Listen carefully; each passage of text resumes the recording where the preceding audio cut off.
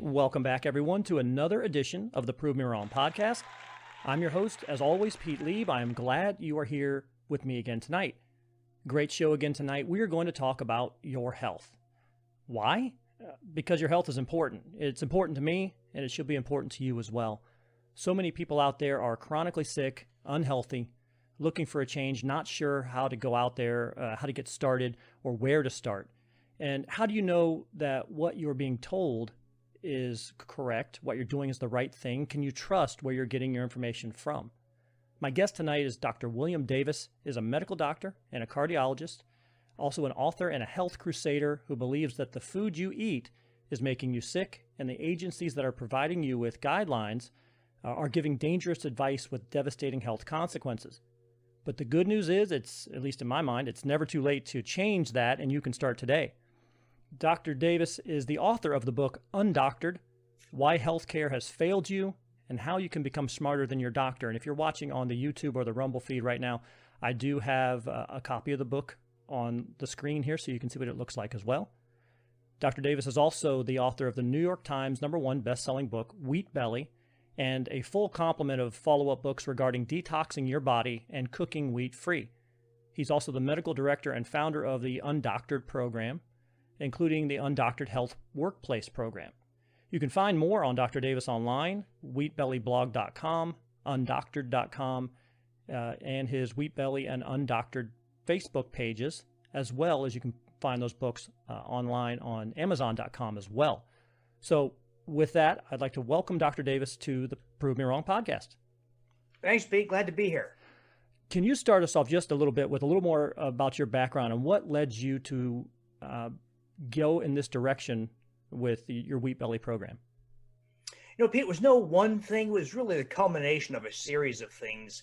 I think one of the first turning points for me was about 25, 26 years ago when I decided to go super low-fat vegetarian. Yeah. So I was following Dean Ornish's program way back when in the late 80s, early 90s. He advocated a very strict vegetarian low-fat program. Mm-hmm. That's what I did. And I was jogging 5 miles several times per week. I cut out all oils, all animal products. I gained a bunch of weight, and I became a type 2 diabetic. And I was a metabolic disaster otherwise. I had a big belly. I had triglycerides of 390. I had an HDL cholesterol of 27, oodles of small LDL particles. In other words, I was a setup for diabetes and heart disease and all the associated problems like high blood pressure. I stopped being a low-fat vegetarian. It all went away, but it illustrated to me that diet is extraordinarily powerful, including the wrong diet.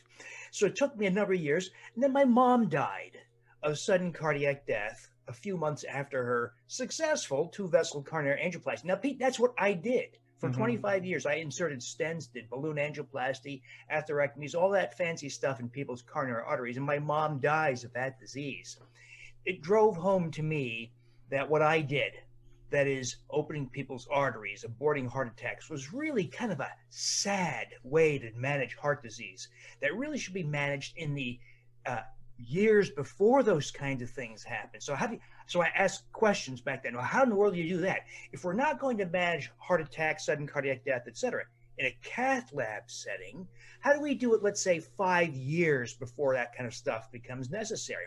Well, the only test then, and now, by the way, is a coronary calcium score obtained via a CT heart scan. It's just a CAT scanner. Mm-hmm. It's set up in a specific way, and these were very fast scanners, and you get a calcium score. Calcium occupies 20% of all coronary atherosclerotic plaque volume.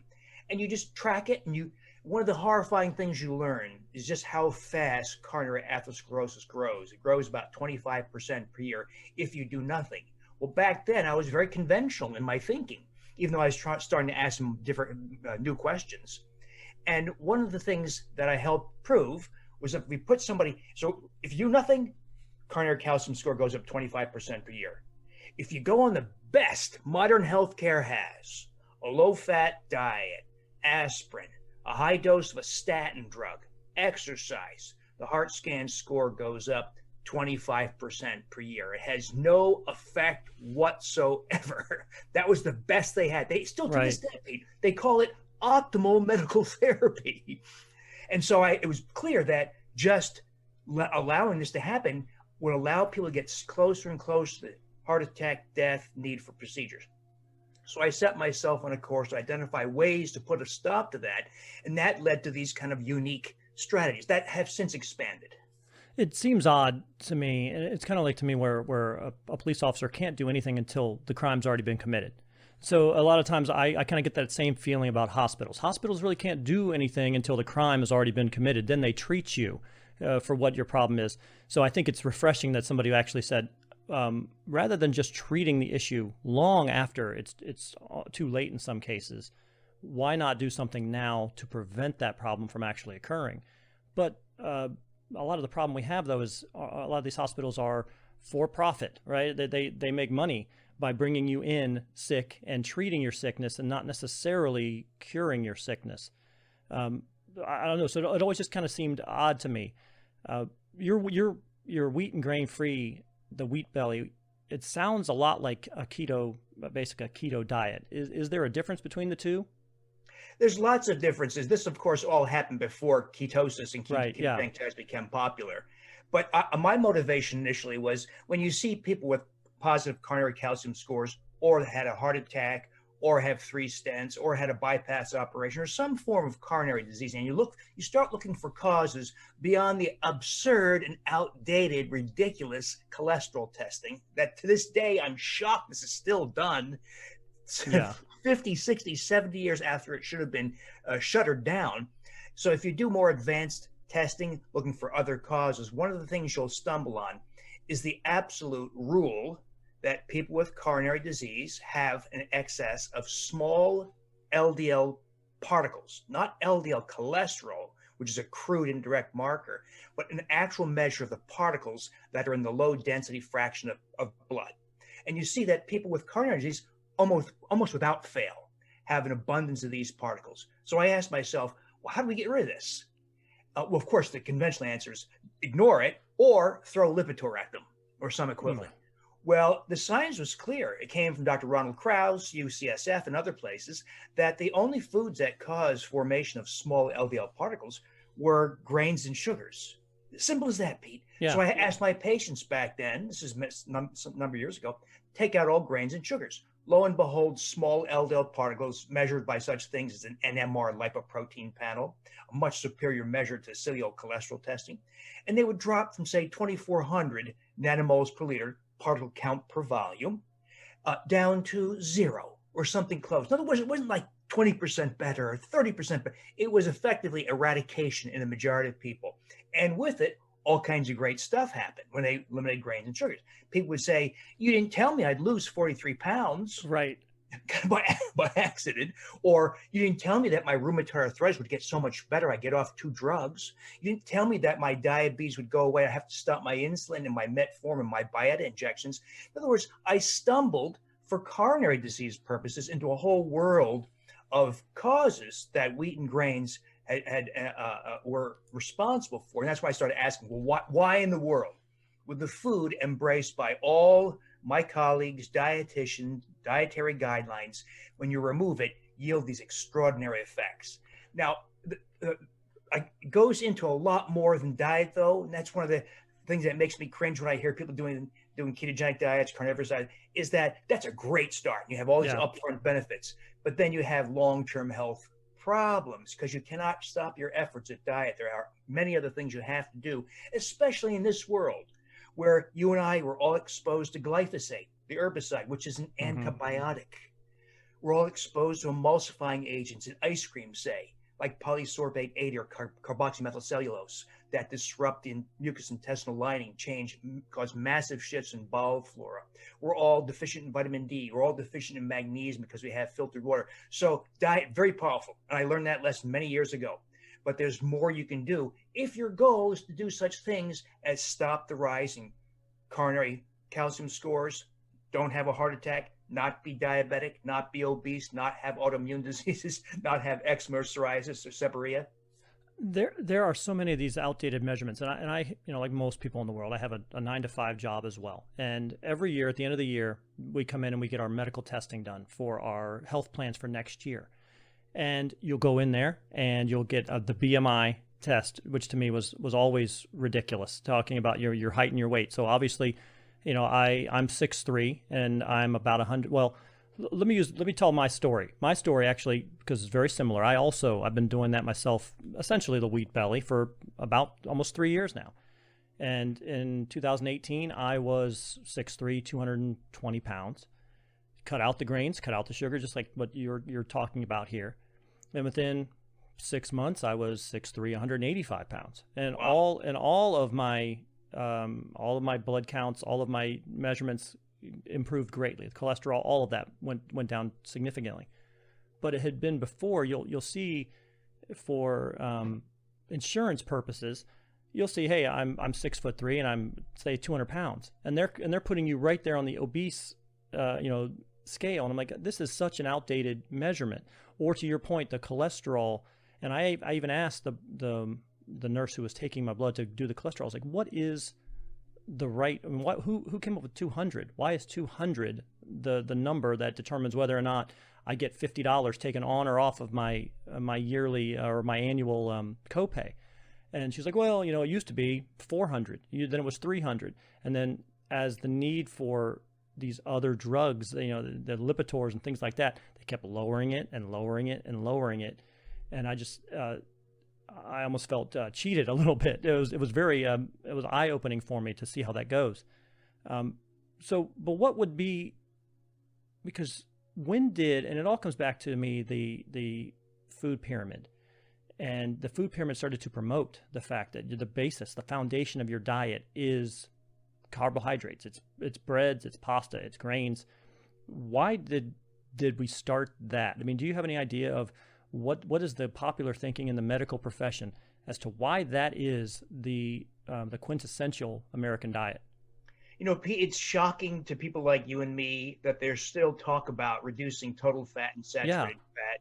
Yeah, because one, there never was any proof for that concept. It was promoted by a handful of very strong personalities who published flawed data or concealed data or misrepresented data or advocated some very deeply flawed studies.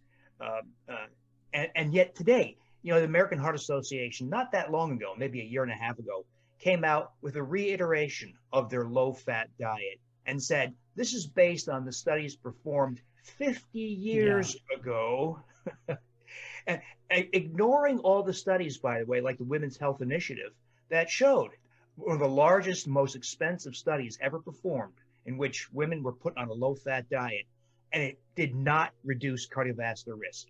And study after study, in fact, has shown the opposite. People who go on a low-fat diet often have more cancer, more traumatic injury, more death. And so there's never been any proof. Now, there are epidemiologic observations that suggest there's less heart attack, less colon cancer, less type 2 diabetes with a diet richer in whole grains. What they don't tell you, or what they don't understand, is that what they're really doing is showing that when you replace white and rich flour products in a diet with whole grain products, there is indeed less weight gain, less type 2 diabetes, less coronary disease compared to white and rich flour. What they didn't do is say, well, let's see what happens when we eliminate the grains altogether. And as you know, those studies have been done, and that's where diabetes doesn't get this. There's not just less diabetes, there's often no diabetes. There's not less weight gain, there's weight loss. And so it's the overly simplistic thinking. The Harvard School of Public Health has had undue sway on nutritional thinking because of a flood of dietary, essentially garbage. The nurses' health study, the physician's health study, that are nothing more than observational studies, which we all know prove nothing. So if we say in an observation, but this is why, of course, Pete, they have headlines, because the press doesn't always understand this. Red meat causes cancer. Red meat doesn't cause cancer. Right. Red meat causes heart, it doesn't cause. Butter causes heart, doesn't cause. Eggs cause heart, they don't cause. They're swinging back and forth because what they're talking about is the essentially garbage evidence that comes out, but often billed as proof. It's one of the most successful propaganda campaigns I've ever seen. I mean, it has been one of the greatest propaganda campaigns. You'll have a box of Cheerios that the biggest thing you see on the side of the box of Cheerios is heart healthy. It's heart healthy. because it's low fat, it's fat free, it's low in saturated fats, and they put that sticker on there, and people buy it. People's like, oh, I mean, they buy it like, oh yeah, that's true. This is good for me. It is an incredible media machine that, and unfortunately, they look at a stick of butter, or they look at some type of animal-based, they're like, well, this is bad for me. This is going to raise my cholesterol. And that was the biggest question when somebody had for me or that people had to me when I said I'm no longer going to be eating breads and rice and sugar and things like that, and I'm going to basically on meats and some plants. And they're like, well, your cholesterol is going to go through the roof. I'm like, what makes you think that?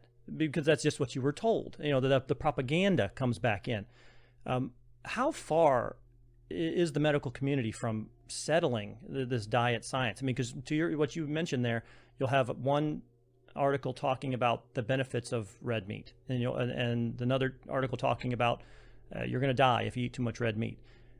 Are we ever getting closer to taking a look at that again and actually coming to some type of, everything has consensus, right? We have consensus that the earth is warming. We have consensus that smoking is bad for you, but we still have no consensus on what a good diet is. Are we getting any closer? I think so, but it's happening inexcusably slowly. Yeah. And this is going to sound terribly cynical, but the medical community, to be honest, doesn't give a crap about diet for the most part. As a practicing cardiologist for most years, I can tell you from many, many thousands and thousands of conversations over the years, including those in the back room, the locker room type conversations, the interest is not devising the diet that's appropriate for humans or finding ways to prevent heart attack or cancer or Alzheimer's. It's how do I profit from this situation? Yes. If I make $800,000 a year by putting stents in, or I make a tiny fraction of that by preventing heart disease, you know which one they opt for. Likewise, ophthalmology. We have ophthalmologists charging thousands of dollars every day for doing silly injections that have almost no effect on disease like macular degeneration, rather than educating their patients about how they might have better control. So we have a system that's too hell-bent on profit for themselves and for insiders in healthcare. And we also have this idea, this practice of indifference, of willful ignorance, that you pay attention as a practitioner to the activities and products that generate revenues for you and your other healthcare insiders, but you don't pay attention to the nutritional conversations, the power of nutrients, the power of, say, the microbiome, or other very, very powerful. It's happening, Pete, but it's happening inexcusably slowly. There's a definite push and pull there again, because you would think we're having discussions now about the cost of healthcare and how much healthcare is costing us and how it's breaking the average American family. But once again, we're not pushing the preventative care, where we are, like you just mentioned, we're making money on the treatment. So, I mean, and it has to kind of be the way that we're eating. So we're one of the only countries in the world that have these health problems. Then we start going, we'll just promote this positive body image, and we'll promote people being overweight and being in bad and poor health as an attempt to normalize kind of abnormal body structures, and because it's easier than just addressing the problem. And so there's always that push and pull, because we're saying, oh, we can't afford our health care, but we are creating that monster that we can't pay for, right? Am I wrong about that? No, you're absolutely right. There's just no incentive for most healthcare insiders. When I say that, I'm talking about mainstream practitioners. There are very excellent naturopaths, chiropractors, functional medicine practitioners, people truly interested in delivering health. Yeah. But it's the bulk of practitioners in mainstream medicines, the ER docs, the primary care docs, the cardiologists, the gastroenterologists, who put profit first.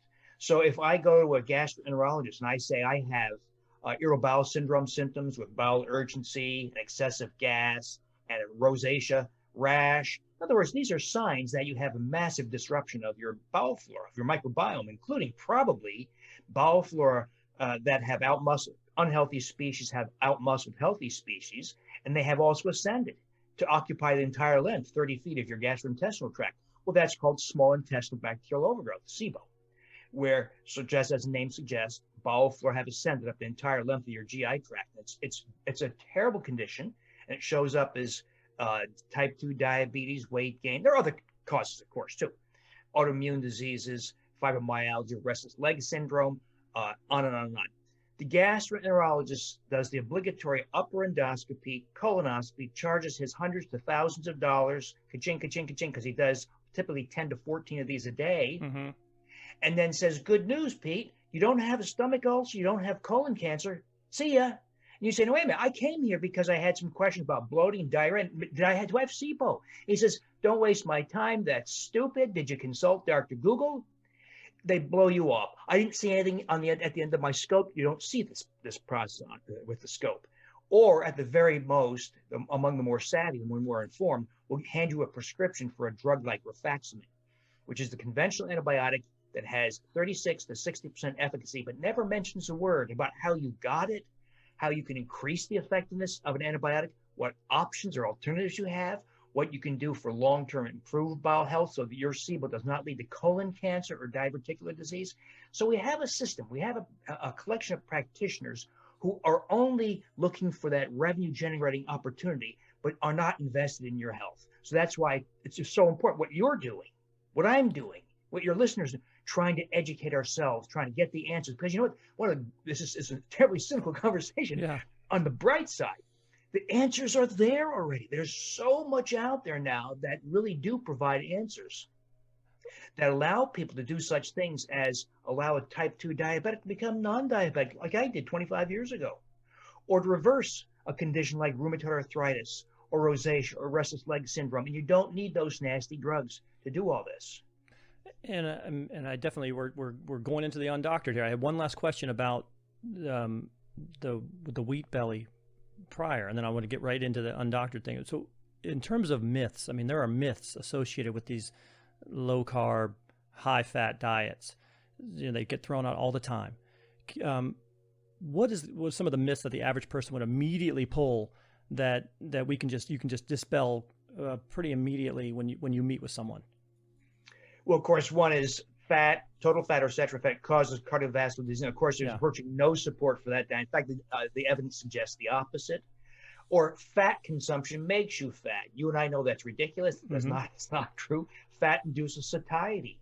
Fat fills you up and keeps you from wanting things like grains or sugars. About 75% of my diet is fat. Let's just put it that way. And people look at me and they're like, "What?" I said, "I eat fat. That's all I eat."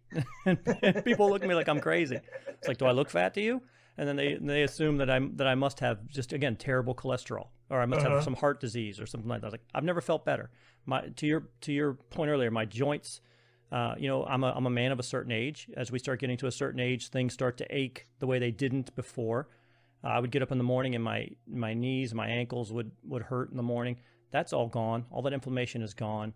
I sleep better. My wife had mentioned that I stopped snoring. You know, my snoring, that I used to have a really big snoring problem.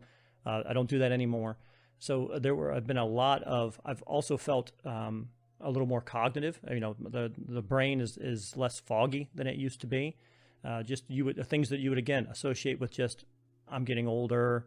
You know, you start to lose a little bit off the fastball after a certain time frame, but that doesn't have to be that way, right? I mean, but when I say that to people, you know, they discard me. I don't have the appropriate credentials in front of my name like you do, and that's why I bring people like you on to also dispel some of that. But are those some of the things that you're seeing as well with your patients? Are there other things that people could look forward to by just changing a little bit of their diet? Absolutely. So everything you got rid of, you deprive your doctor of an opportunity to prescribe one or several drugs or have it lead to a procedure.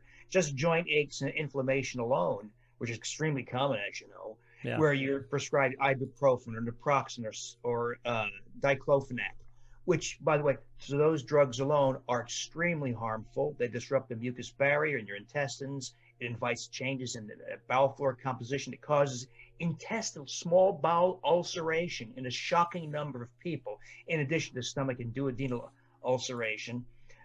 In other words, one drug, generally regarded as benign, leads to a whole series of health problems that then the doctor steps in. So when you're hemorrhaging from your small bowel ulcers, the gastroenterologist says, "Sir, we have to do an upper endoscopy, colonoscopy to look for a source." In other words, that's how the system works. Rather than say, Pete, what's in your life and diet that's allowing inflammation? Could it be wheat and grains? Yeah. Could it be disruption of bowel flora count? Could it be a lack of vitamin D? Could it be a failure to up your omega-3 fatty acid intake that activates the intestinal alkaline phosphatase that disables bacterial breakdown products in your gastrointestinal tract? In other words, rather than look for the causes, they look for these pharmacological or procedural solutions. So, Pete, I come from the procedural world to a large degree. And I tell you, illustrated to me, people get all worked up about the pharmaceuticals, which is a big, big, big problem. By the way, that's the reason why people like me and the Mark Hymans of the world and other people who write books about health are no longer interviewed on TV, morning TV, evening news. There used to be, a lot of us would go on TV and talk about nutritional issues and our new books, and that all came to a halt when Big Pharma began to show that they could control the airwaves.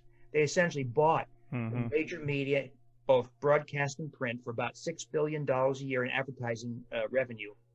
So it means that major media says, we no longer want to host these conversations that are potentially antagonistic to our major advertisers. So you won't see any of us on TV anymore. So that's why I say what you're doing, Pete, what other podcasters, what I'm trying to do, what other authors, is so important, because we are the David versus the Goliath of Big Pharma and, even worse, medical device industry. Well, yeah, you just answered my next question, because you kind of pulled the curtain. I was going to ask you, why did you decide to pull the curtain back on basically what you were doing and kind of show, how the sausage is made, so to speak.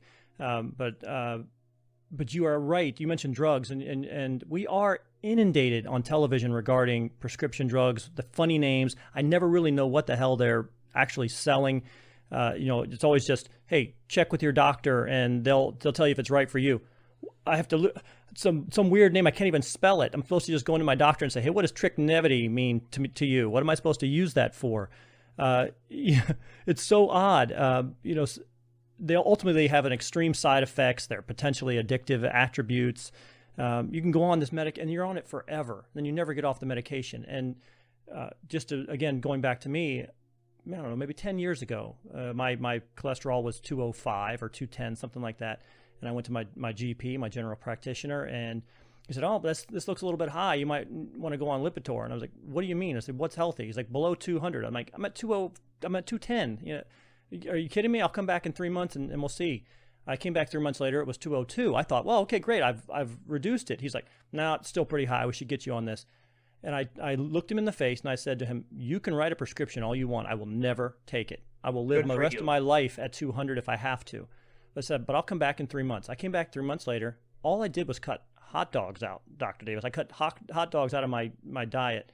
And I came back at 185. And he kind of looked at me. He's like, well, okay. And then I walked out. But, I'll be damned if you're going to put me on a drug that I'm going to be on for the rest of my life. I just can't do it. Because to me, the pharmaceutical companies, they're essentially like mad scientists, right? They're just throwing deadly compounds together. They're giving it to people and then wait to see what happens. They're having convulsions, but the rash on their skin cleared up. So this must be a rash medication. That's kind of just what it seems like to me, how they do those things. I mean, at one point, they put these ads out there, but at some point, they almost have more side effects than benefits. It's almost like saying cigarettes and cocaine have benefits. They had other side effects too. I'm just rambling now. Pete? Yeah. There was a time when the pharmaceutical industry had a conscience, and they thought they were in the business of manufacturing penicillin and other antibiotic and necessary vaccines for pandemics, those kinds of truly necessary social and health services. But then there was an epiphany about 30, 40 years ago. They said, hey, if somebody takes an antibiotic for pneumonia or upper respiratory infection, whatever, they take it maybe for 2 weeks, and then our profit opportunity is done. Let's go after the chronic diseases of lifestyle, like high blood pressure, high cholesterol, even if we have to essentially make up these diseases so that these opportunities are not measured in weeks, but in decades. And that's when they exploded, when they decided to focus on these diseases. And that's what we have now. We have a pharmaceutical industry and device industry that focuses on the long-term opportunities. What impact do the drug companies have in terms of the current medical practice guidelines? Were you seeing things like that where the pharmaceutical companies were really starting to have an impact on how you did your business day to day in terms of treating patients? Absolutely. So what happens is Big Pharma will pay for the studies to prove, for instance, that drug X works. Mm-hmm. That becomes incorporated to practice guidelines. Hospital systems, other agencies hold you to that standard, essentially set by Big Pharma and the medical device industry. And then, so if you're not doing like your colleagues, and say somebody comes into the hospital with a heart attack, survives, gets a stent, etc., they must be discharged on aspirin, yes, a statin drug, an ACE inhibitor, a beta blocker, and some other things. And if you're not, the practitioner gets dinged. And over time, healthcare insurers can say, Dr. Jones, we're not going to cover your patient's costs anymore because you don't adhere to guidelines. So Big Pharma has infiltrated into medical practice. Now, it sounds like my colleagues are all unwilling victims. They're not. They're often willing victims. So there's a mixture. I'm generalizing, of course. Mm-hmm. Just as big media has abdicated their responsibility to report news and real information, they have decided to essentially censor anybody who has a message potentially contrary to the interests of Big Pharma. So we have a world that's been distorted by all this. That's why what you're doing, what other people in our space are doing is so critical, because we are operating in the shadow of this gargantuan industry. What can a patient do? My biggest concern, my biggest complaint was always that I would go to the general practitioner and I would start to tell what my symptoms were. I would start to tell how I was feeling. And I would almost be cut off because the doctor would assume that he knew what I was talking about and would immediately start to diagnose something when I hadn't actually even finished listing out what I was feeling at that point.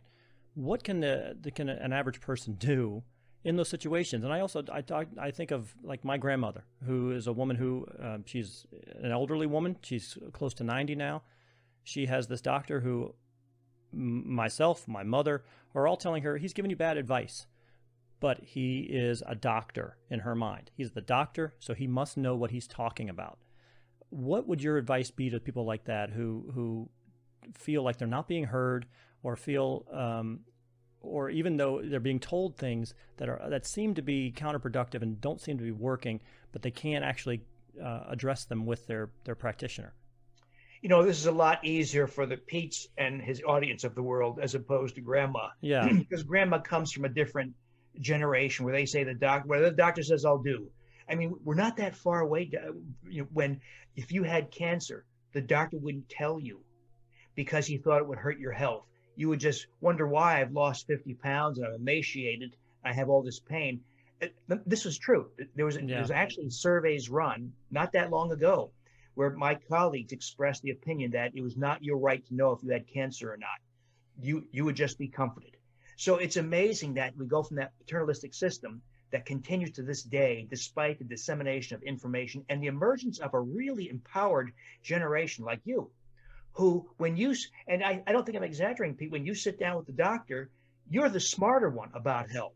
The doctor knows which MRI to use, which general surgeon to use if you rupture your appendix. He knows how to get a CT scan of your brain. But when you say, hey, doc, help me with diet. Why is my blood sugar 105? Why is my hemoglobin A1C 5.7%? Doctor says, don't worry about that. That's nothing. Don't worry about it. Because it doesn't rise to the level of needing prescription drugs or procedures.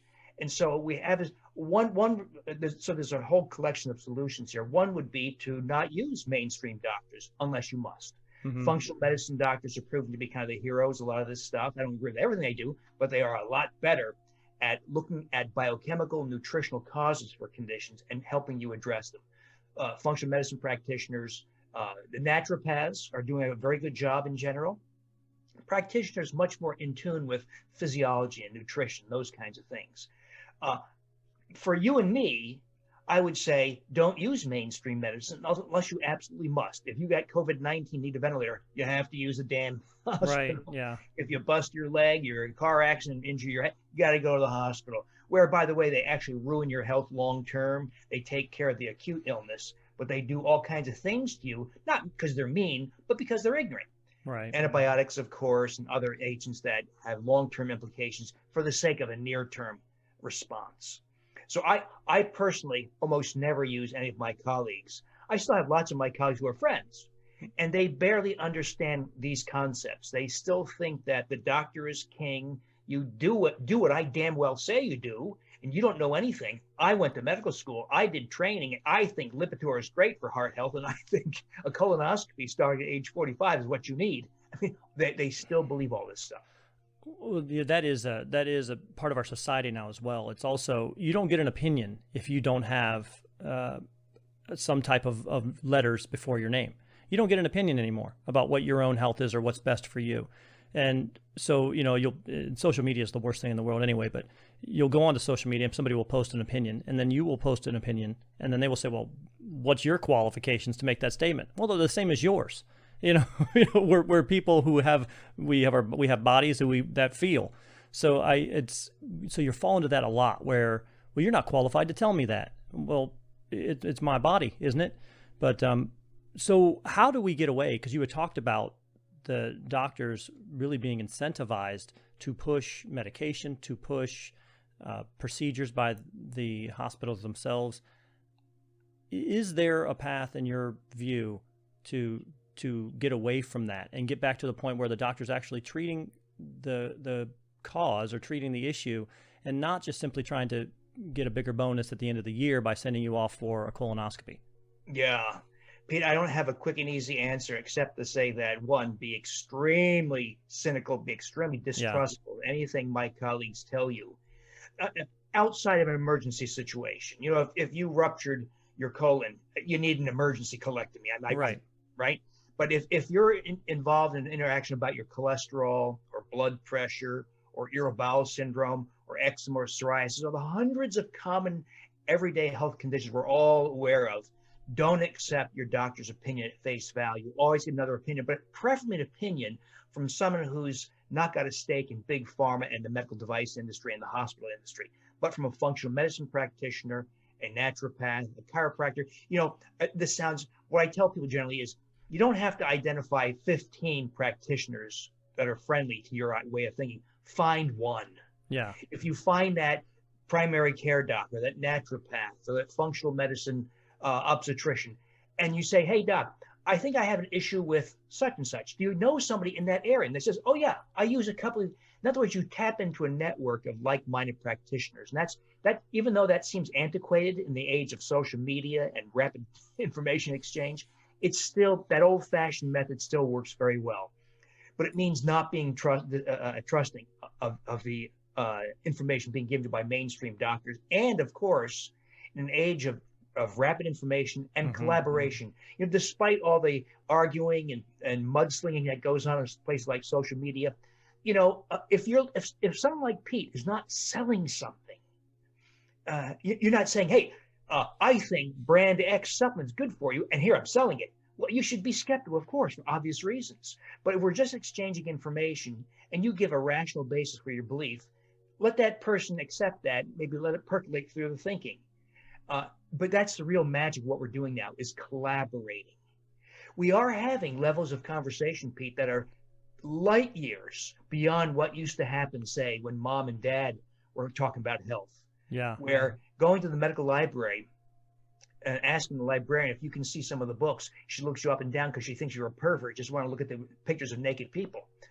So we've gone from that kind of crude access to information to a pretty sophisticated access to the world's medical and scientific literature. And it's become clear that there's a wealth of information. And it's also become clear that my colleagues are woefully out of touch with that information.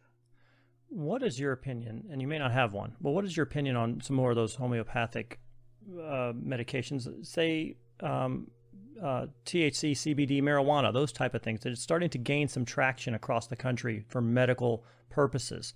For so long, it was really a blacklisted thing. It was terrible. It was the scourge of the. Now we're starting to see that it actually has a ton of health benefits. What are your feelings on those type of remedies for whether for pain or there's a lot of research showing now a lot of additional benefits of medical marijuana that we didn't have before. What are your feelings on things like that? Well, the homeopathy thing is a whole nother story, but I will say that, I was initially skeptical of the whole conversation behind cannabis, cannabidiol, et cetera. But I have to say, because I initially and wrongly dismissed it as an excuse for potheads to justify what they did with science, but that's not true. I think what we're really seeing is that people who obtain benefit from pot, not just getting high, but relief from pain, relief from nausea, tolerating chemotherapy or other conditions, migraine headaches, all kinds of conditions, is because they inadvertently tapped into a very fascinating but very complicated world of the endocannabinoid system. And it's becoming clear that agents like THC, the whole variety of compounds listed as CBD, the other endocannabinoids like anandamide, like oleoyl ethanolamide, palmitoyl ethanolamide, that we've tapped into a very extraordinary world that, by the way, intersects with the microbiome, with the endotoxemia of SIBO, with a whole bunch of other things. In other words, marijuana was the inadvertent hint that we were tapping into something that's big, extraordinary, has extreme potential, and that's just at the start of insight. And it's surprising me how fast that world is growing and how much potential that world really has. But it also goes in direct.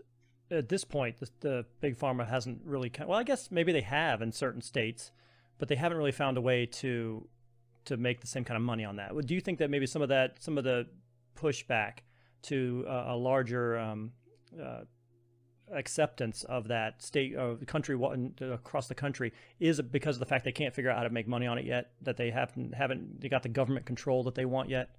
I suspect so, but I don't know so, Pete. I don't know that for a fact. I couldn't show you emails or a paper trail that shows that, but I suspect that's true. There is one drug, of course, from the CBD world that has been approved by the FDA. That's the Epidiolex for seizures.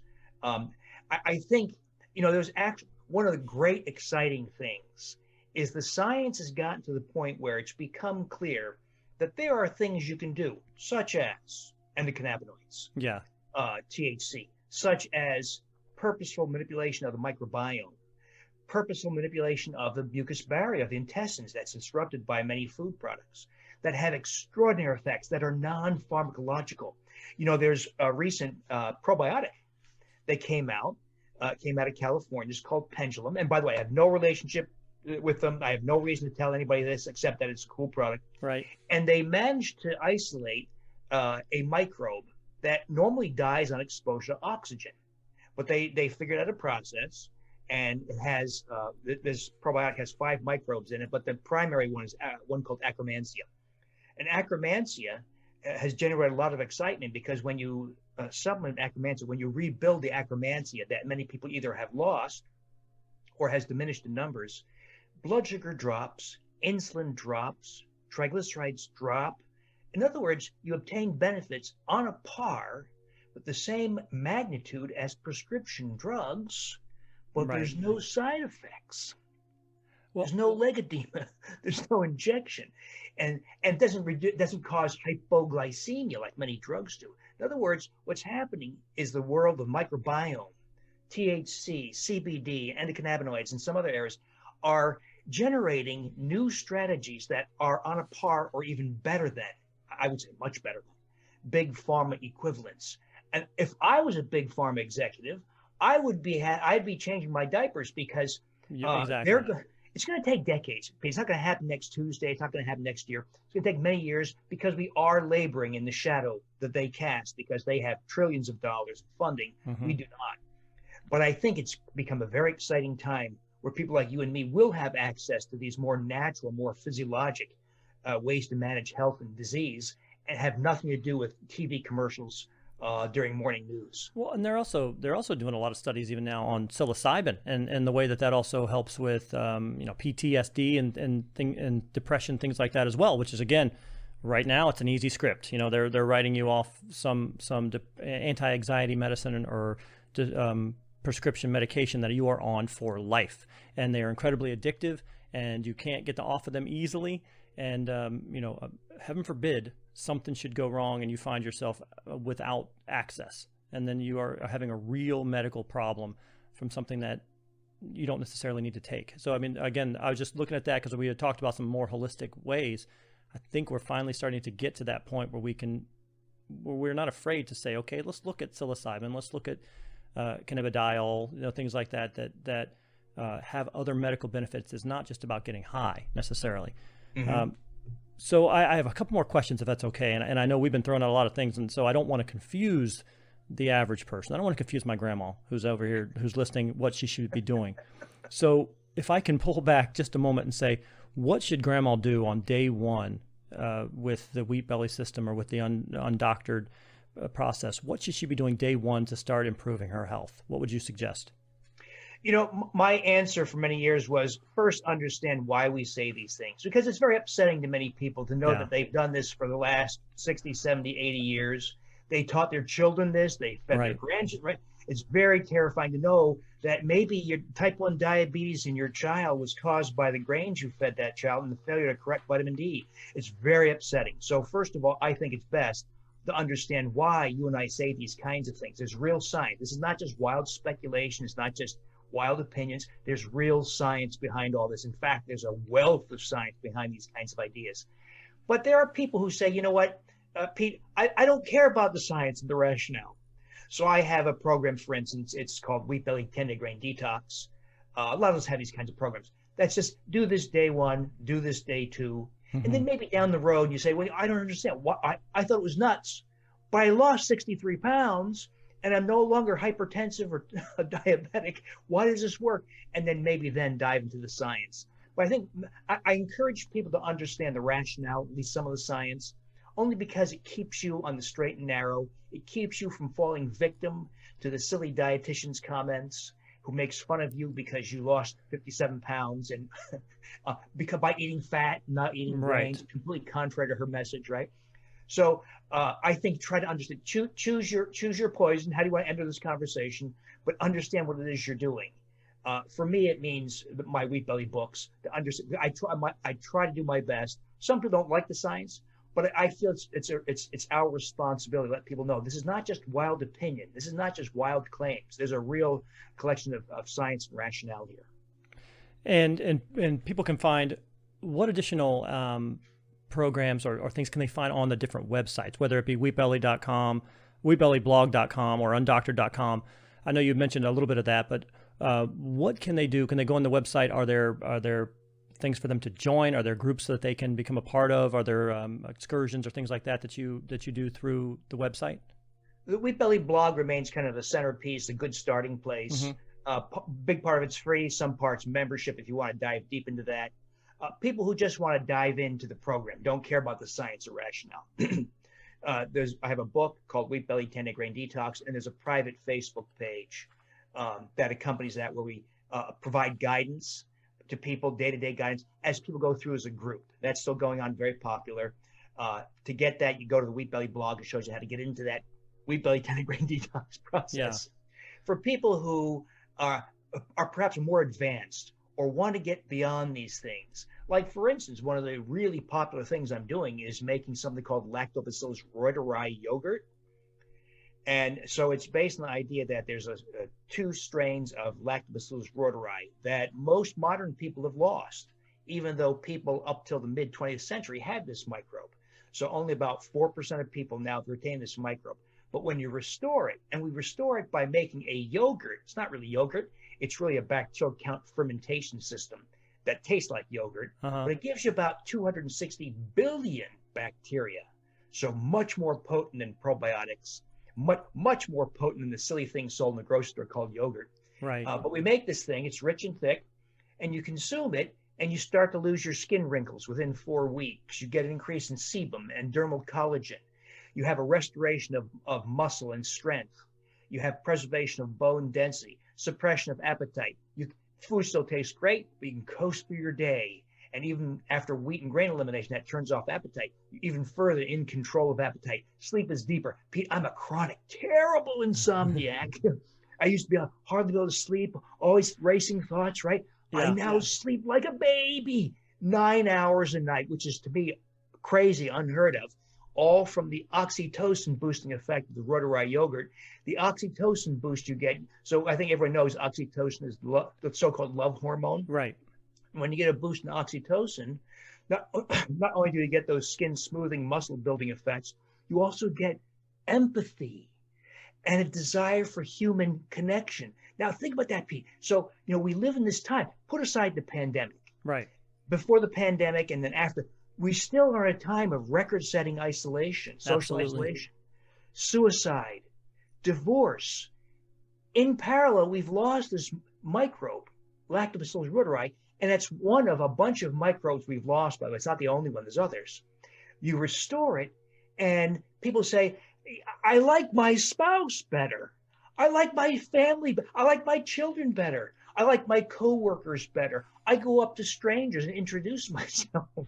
So it's part of the whole philosophy, Pete, of trying to restore things to the way they were supposed to have been. Did we lose it evolutionarily, or did we just lose it because of the diet that we were eating prior? It's probably a combination of glyphosate, the antibiotic, of antibiotic residues in meats and other foods, of antibiotics prescribed for this or that infection, PPIs, stomach acid blocking drugs, non-steroidal agents, statin drugs that disrupt the microbiome. In other words, it's all the things that we're all exposed to in food, prescription drugs, life in general. And it's changed. We've had massive changes in the composition of bowel flora. For instance, proliferation of stool organisms, the so-called enterobacteriation, like E. coli, Shigella, Campylobacter, etc. But we've also lost species. One of them is this Lactobacillus reuteri that I don't think it's a stretch to say is an age-reversing strategy. And there's a whole bunch of other microbes that people should know about. We can talk about in the future, like Bifidobacter infantis, that changes your baby's health and behavior. And so I've heard the term gut health kind of thrown out a lot. And is that kind of what we're talking about now? I don't really know what gut health was all about. And I hear that a lot. People will say, well, your problem's in your gut, but they don't really elaborate on it for me to the point where I understand what are you talking about, that the problem is in my gut. Is that kind of what we're talking about here? Is that the things that you eat are going through your system and they're killing the things that are in your system? Yeah, but I'll be more concrete than that. All the things you and I have been exposed to living modern lives, glyphosate, herbicide, pesticide residues in food, etc., have shifted the species in our colon such that it's dominated by species like E. coli or Salmonella, at the expense of probiotic type species like Bifidobacteria, Lactobacillus, and others. But here's the odd thing.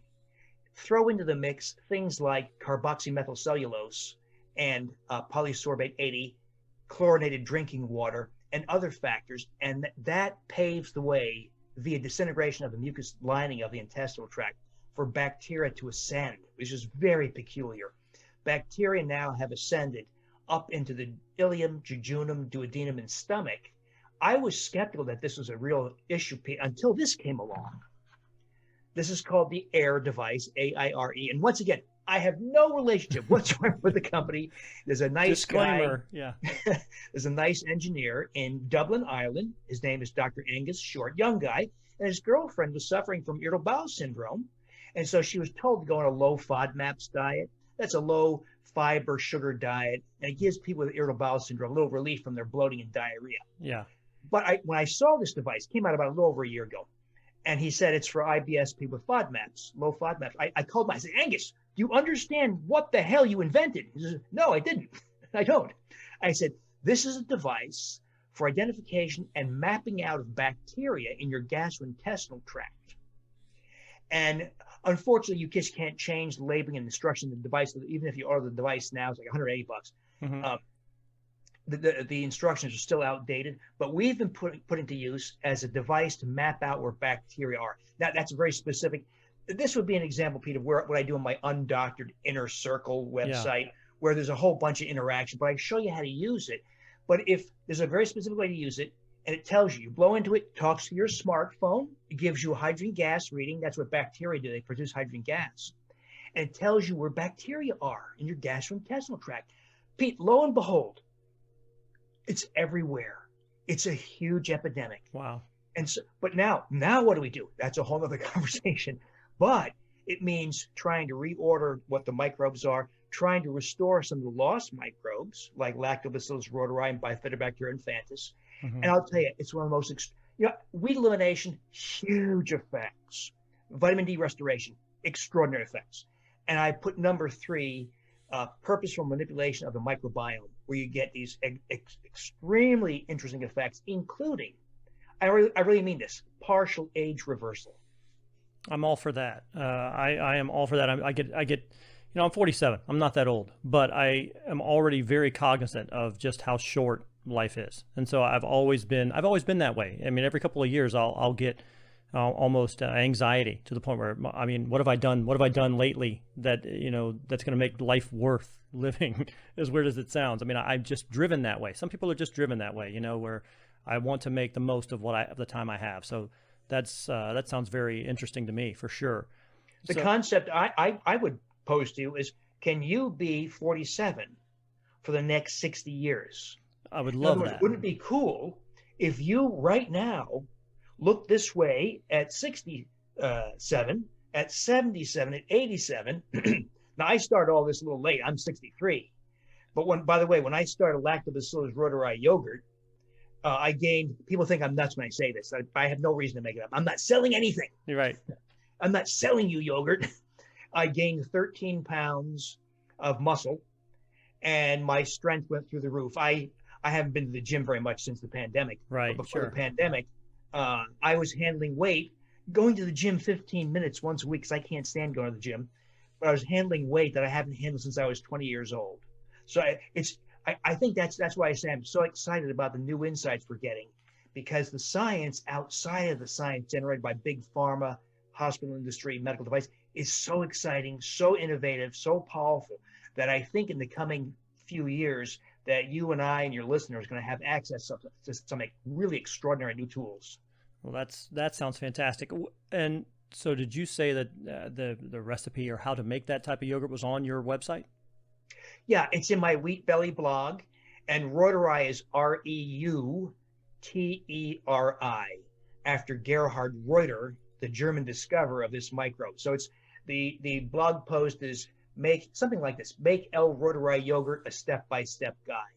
Now, by the way, if anybody's interested in diving into what I call my fermentation projects. So, for instance, if you're a woman who's thinking of having a baby, or you're a mother or grandmother who's got children who are going to be pregnant, one of the other microbes, is among many, lost by young women, is this Bifidobacterium infantis, that if you replenish it in the child, the baby has better formed poops, 50% fewer bowel movements, 50% fewer diaper changes for mom and dad. Yeah. Baby has less colic, is much more likely to sleep through the night, takes longer naps, and as an older child has less potential for type 1 diabetes, asthma, and autoimmune disease, and huge effects. Now, there's a product called Avivo that provides a Bifidobacteria EVC001 strain. Well, I say, let's go a step better. Let's make yogurt with it and have mom consume it, so that when mom delivers her baby gets it by passage through the birth canal and by breastfeeding. Even better. So that's the kind of stuff I've been advocating. But if people are interested in those, then that's an undoctored inner circle type activity. All right. Well, I mean, thank you, Dr. Davis, for joining me tonight. I really appreciate it. It's been eye-opening for me, for sure. And that's what I was hoping for. Absolutely. And hopefully some other people who are out there who are listening can get something from it as well. Again, the websites are wheatbellyblog.com, undoctored.com. And again, you can also find the books on amazon.com if you want to look at those for them there, for whatever reason, but there are a lot of resources available. There's also Facebook pages as well, right? A Wheat Belly Facebook page and an Undoctored Facebook page also. I think I looked online and I saw that you had some live stream activity there as well, sharing some information. It's all great. Anything else that you'd like to just take another minute or two and promote? Anything that's going on? I know, the world's kind of shut down right now, but sometimes there may be something else going on that you wanted to plug for just a moment. I think we just need to urge people to keep their eyes and ears open and be skeptical of what's being told Yes. by people who profit hugely from the wrong message. And I would urge people to listen to people like you, because you're trying to get the edge of what is known, trying to provide people new solutions without charging them $10,000 a month for a drug. So we've got to have this conversation, Pete. So by the way, you are doing fabulous work, and I hope you keep on doing it.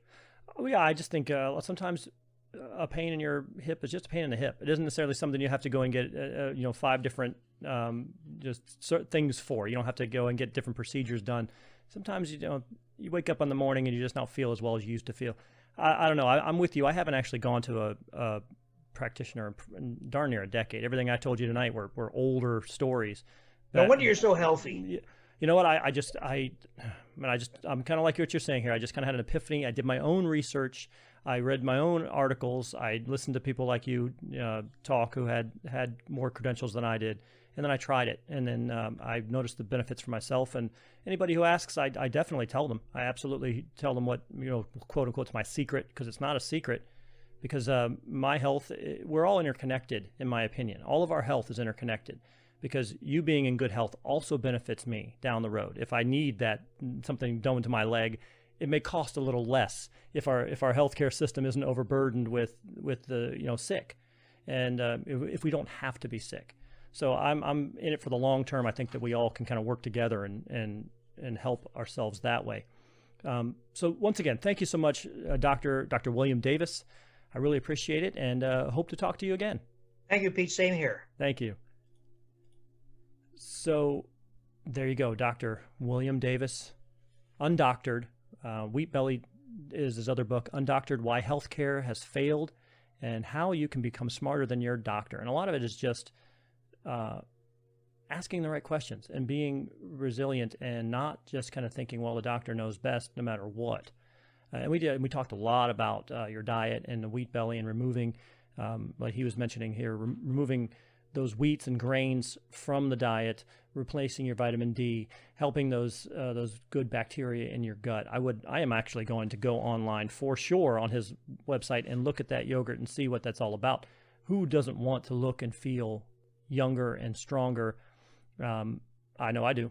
And so if you do also, you can, again, go online, undoctored.com, or the Undoctored Facebook page as well. Like I said, he has some live streams and things like that helps talk you through what we've been talking about tonight. I know we threw out there's a lot of jargon there, here and there, a lot of words with a lot of syllables.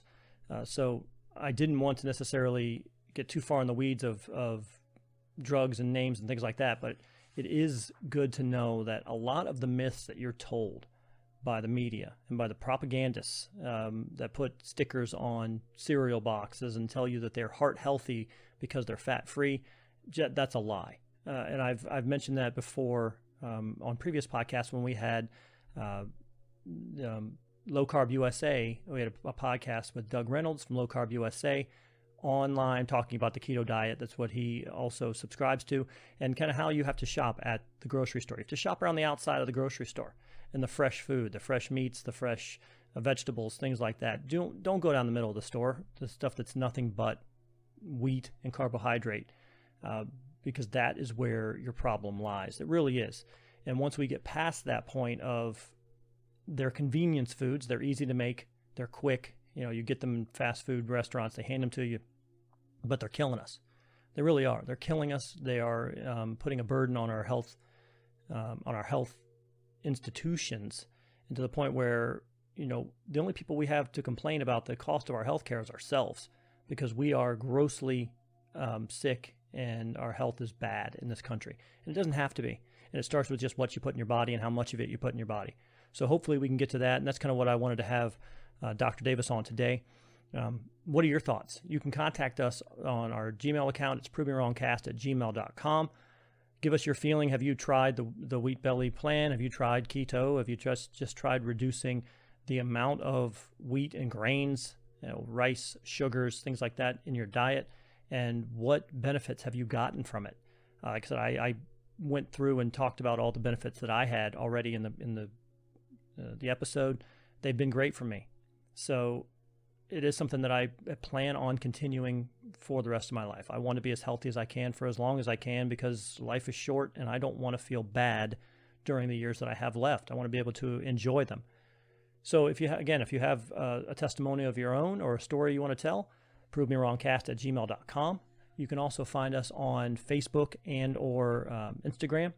We have pages there. Prove Me Wrong is the name of the page. Just search for them on Facebook. You can find it. We are on YouTube as well, and Rumble also. So both video platforms. Like and subscribe to the page. You'll be notified when a brand new episode is released. We release episodes once a week. So like the page on YouTube, like the page on Rumble. You'll be notified when a brand new episode is released. Again, I do an audio podcast and the video podcast. So if you are just listening on the audio right now, say you're on the iTunes store or Spotify, Tunein Radio, Stitcher, any place where you find podcasts, you can find the Prove Me Wrong podcast. But you can be listening to the audio portion of the show, or you can be watching the video where I actually had a face-to-face discussion with Dr. William Davis. It's up to you. But either way, like and subscribe to the program one way or the other, and you will be notified when a brand new episode is released, and you can join and have another discussion with us. Again, I like to spread out the type of discussions we have. Not everyone is going to be health and fitness. Sometimes we do conspiracy. Sometimes we do paranormal. Sometimes we do music. Sometimes we just do a general grab bag talking about current events.